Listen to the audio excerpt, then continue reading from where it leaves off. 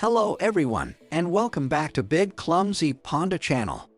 In my last video, we talked about some of the accessories that can make it easier for computer remote using. Today, I'm excited to share some tips on how to get an image for remote access to computers.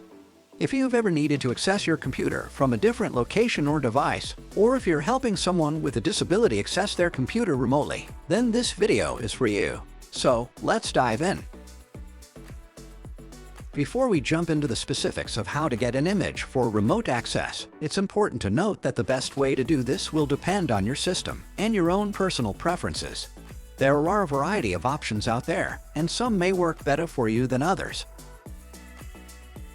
For now, we'll be focusing specifically on options for the Windows system. Windows has built-in features for remote access, such as remote desktop connection and remote assistance, but there are also third-party tools available that may offer more advanced features and customization options. So, let's explore some of the best options for remote access on Windows and find the one that's right for you. The first way may seem obvious, but I'll talk about it anyway. It consists of hanging the monitor above the bed or in a convenient place that will allow you to work in a comfortable position. The choice of monitors and brackets is very wide, but do not take too big, 24 to 27 inches maximum. Also, the monitor must have a special mount. Usually this mount is called VESA. Next, you will need a wire that will need to connect the monitor HDMI or display port. Check the technical capabilities of your device. They may not allow you to connect another monitor. Feel free to ask for help in installing the bracket, because not everyone can do the installation. The main thing is that after installing the monitor and the bracket, the monitor looks at the floor and has the ability to adjust. The second method will be useful if you cannot do it as described in the first, due to the fact that you cannot stretch the wire. Let me remind you that now we are analyzing connection methods for Windows systems. It is not always possible to install additional fasteners, or you are hindered, for example, by walls or the distance of a convenient place from the required one. Windows has a very good remote access protocol RDP, Remote Desktop Protocol. The idea is to buy an inexpensive Windows device, for example, a mini PC, and remotely connect to the computer. To quickly use this feature, both devices must be on the same local network. You can easily find instructional videos on the internet.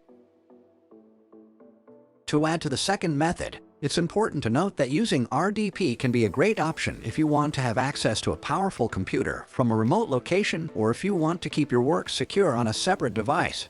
However, keep in mind that RDP has certain limitations, such as not being able to access the computer's BIOS or boot menu. Additionally, it's important to ensure that your network is secure and that you have strong passwords set up for both devices to prevent unauthorized access. But overall, this can be a very convenient and cost-effective solution for those who need remote access to their Windows system.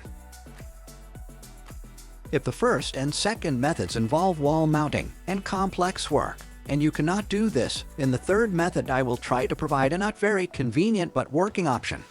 For it you will need a bedside table with a weight of 4 or more kilograms, a desktop bracket for a regular table, and a monitor with a VESA mount.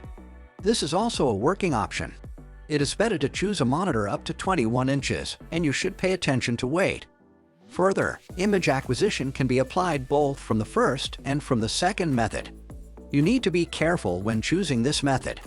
When choosing a bedside table, make sure it's sturdy and has a flat surface that can accommodate the desktop bracket.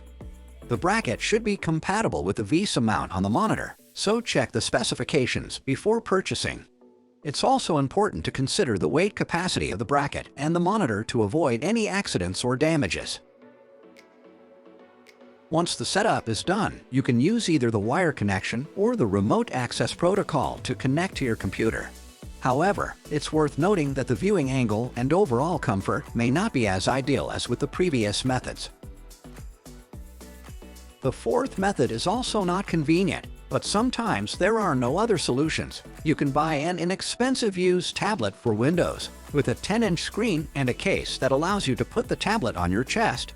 Then use glasses with mirrors, which I talked about in the last video, and use remote connection described in the second method. There is a fifth way. I will talk about it when I finish with methods for other operating systems. Let's take a look at what options we have in macOS.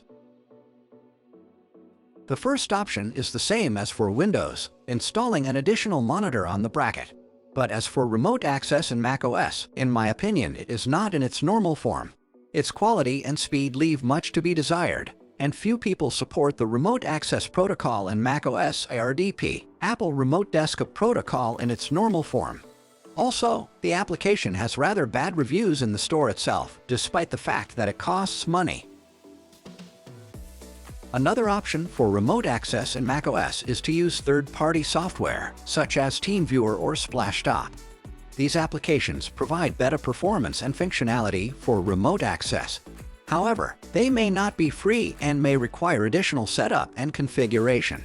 It is important to carefully consider the security implications of using third-party software and to take appropriate measures to protect your computer and data. With Linux, things are no better. I know about the features of operating systems based on the Linux kernel, or rather the X server, which is installed in most distributions. Then setting up a more or less working remote connection method will take you a lot of time, but as a result, image quality and speed will leave much to be desired. I believe that you will spend a lot of time setting up, but not getting the proper result. From personal experience, setting up the VNC and RDP servers did not ensure the speed of work. These features are available in Linux, but they are not suitable for solving our problem. The last and, in a sense, way to get an image from a remote computer is VR glasses. This solution requires significantly more money and a slightly different approach. Although VR glasses are mostly gaming headsets, we will try to solve our problem with them. When choosing glasses for our tasks, you should pay attention to three important parameters. 1. Expansion of the display on one eye. The larger it is, the better and better the image will be perceived. 2. Ability to adjust the focal length for the eyes. Without this, it will be quite difficult to use glasses, and especially to pick them up. 3. And the third parameter, the ability to lie down on the bed in these glasses. This is usually seen from the design of the glasses themselves. The ability to remove the block from behind or its absence at all. VR glasses also require software that will allow users to connect to a remote computer. Based on personal experience, I can recommend two such applications: Virtual Desktop and Immersed. These two programs render the image well on both Windows and macOS computers. At the moment, my personal choice is the headset MetaQuest 2. But its disadvantage is poor focal length adjustment. Another important aspect to consider when using VR glasses is the comfort factor. Using VR glasses for a prolonged period of time can cause discomfort, such as headaches, eye strain, and motion sickness. It is recommended to take breaks every 30 minutes to avoid these issues. Additionally, make sure to adjust the brightness and color settings of the glasses to reduce eye fatigue. That's all for now. Leave your comments and wishes. In the future, I will try to find and tell you more about some other ways to use a remote computer. Please feel free to ask for help. Look for forums or communities where people can share more information. This will save you some money and should help you make decisions. All the best. I wish you health and good luck.